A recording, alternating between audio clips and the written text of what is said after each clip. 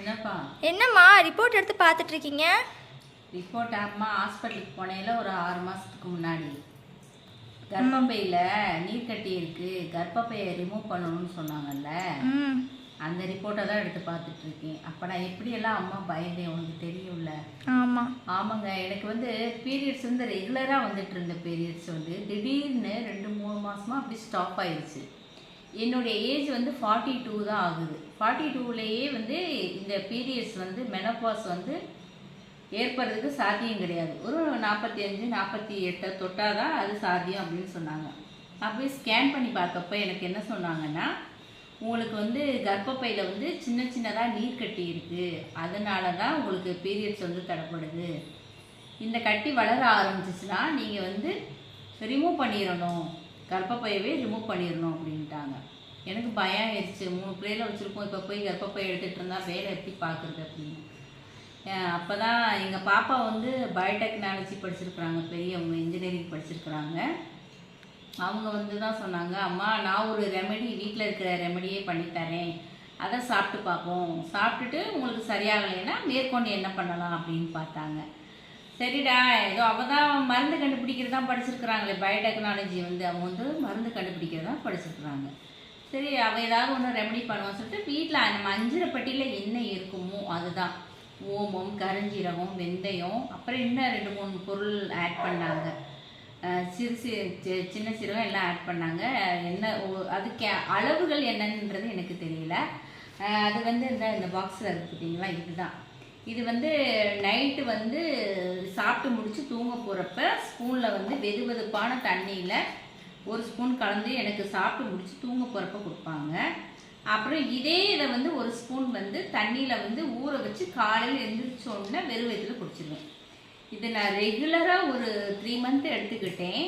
எனக்கு பீரியட்ஸ் வந்து மறுபடியும் ரெகுலராக வர ஆரம்பிச்சிருச்சு. நான் பயந்துக்கிட்டு டாக்டர்கிட்ட போகல, நமக்கு எங்கே கர்ப்பப்பை எடுத்துருவாங்களோ அப்படின்ட்டு போகலை. நமக்கே இப்படி சொல்கிறாங்கன்னு சொல்லிட்டு வீட்டில் வந்து ரொம்ப பயந்துட்டேன். அப்போ இவங்க இதை எனக்கு ரெமெடி பண்ணி கொடுத்தாங்க. 3 மந்த் எடுத்துக்கிட்டு பீரியட்ஸ் அதுவாகவே நார்மலாக வர ஆரம்பிச்சிருச்சு. சொன்னால் நம்ப மாட்டீங்க, நான் டாக்டர்கிட்ட டேப்லெட் கூட வாங்கலை. அவங்க வந்து ரெகுலராக வர்றதுக்கு டேப்லெட் எடுத்துக்கிறீங்களா, நான் எழுதி தரவான்னு கேட்டாங்க. நான் அதை கூட வாங்காமல் வந்துட்டேன். இந்த பொடியை சாப்பிட்டதுக்கப்புறம் எனக்கு அதுவாகவே வர ஆரம்பிச்சிருச்சு.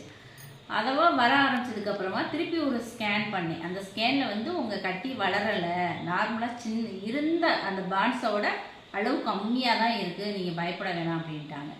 அப்போ இருந்து இப்போ வரைக்கும் ரெகுலராக இதை நைட்டு 1 ஸ்பூனும் காலையில் 1 ஸ்பூனும் வந்து நான் எடுத்துக்கிறேன். இது வந்து இதில் வந்து சைடு எஃபெக்டோ ஆக்டிவிசலோ ஒரு இதோலாம் கிடையாது. நம்ம வீட்டில் உள்ள பொருள் தான். கருஞ்சீரகம், ஓமம், வெந்தயம், இன்னும் 2-3 பொருள் பாப்பா சேர்த்தாங்க, அது எனக்கு சொல்ல தெரியல. அளவும் எனக்கு எப்படி கலக்கணும்னு தெரியாது. இது கொடுத்தாங்க, இது சாப்பிட்டது வந்து எனக்கு சரியாக இருக்குது. இது வந்து கர்ப்பப்பை உள்ளவங்க பிரச்சனை உள்ளவங்க தான் சாப்பிடணும்னு கிடையாது. ஃப்யூச்சரில் நமக்கு கேன்சர் வராமல் இருக்கிறதுக்கும் பாப்பா இதை எடுத்துக்கிறலான்னு சொன்னாங்க. என்னடா இதை பாப்பா என்ன டாக்டருக்கா படிச்சிருக்கா, எம்பிஎஸ்ஸாக படிச்சிருக்கா அப்படின்னு நினைக்காதீங்க. அவங்க பயோடெக்னாலஜி தான் படிச்சிருக்கிறாங்க. அவங்க வந்து மருந்து கண்டுபிடிக்கலாம், பிடெக் படிச்சிருக்கிறாங்க. அவங்க கொடுத்த ரெமெடி தான். 2வது நம்ம வந்து இதில் வந்து கண்ணுக்கு தெரியாத பொருளை சேர்க்கலையே, நம்ம அஞ்சரைப்பட்டியில் உள்ளதானே சேர்த்துருக்கோம். நார்மலாகவே அதை நம்ம சாப்பிட்லாமே, எல்லாமே சமையலுக்கு யூஸ் பண்ணுறதானே சாப்பிட்றோம். அதனால் நானும் பயம் இல்லாமல் சாப்பிட்டேன். இப்போ 6 மந்த்தும் சாப்பிட்டுட்டு இருக்கேன். எனக்கு பீரியட் ரெகுலராக வருது, எந்த ப்ராப்ளம் இல்லை. 2வது வந்து எனக்கு ரொம்ப ஆள் கொஞ்சம் குண்டாக இருந்தேன். இப்போ உடம்பும் கூட ஒரு நார்மலாகவே ஒரு வெயிட்டு எனக்கு கொஞ்சம் லாஸ் ஆன மாதிரி தெரியுது. ஒன்றும் பயப்பட தேவையில்லை. உங்களுக்கு இதே மாதிரி ப்ராப்ளம் இருந்துச்சு, எனக்கும் இந்த மாதிரி இருக்குது அப்படின்னா நீங்களும் இந்த மாதிரி பொடி ரெடி பண்ணி சாப்பிடுங்க. நான் உங்களுக்கு என்னென்ன இதில் சேர்த்துருக்காங்கன்றதை நான் என்னுடைய இதில் டிஸ்கிரிப்ஷனில் கொடுக்குறேன், நீங்கள் பார்த்து பண்ணுங்கள். இல்லை என்னால் ரெடி பண்ண முடியல, நீங்களே ரெடி பண்ணி தாங்கன்னு சொன்னாலும் நாங்கள் ரெடி பண்ணி தருவோம். இங்கே பக்கத்தில் உள்ளவங்க என்னுடைய சொந்தக்காரவங்களுக்குலாம் பாப்பா ரெடி பண்ணி கொடுக்குது.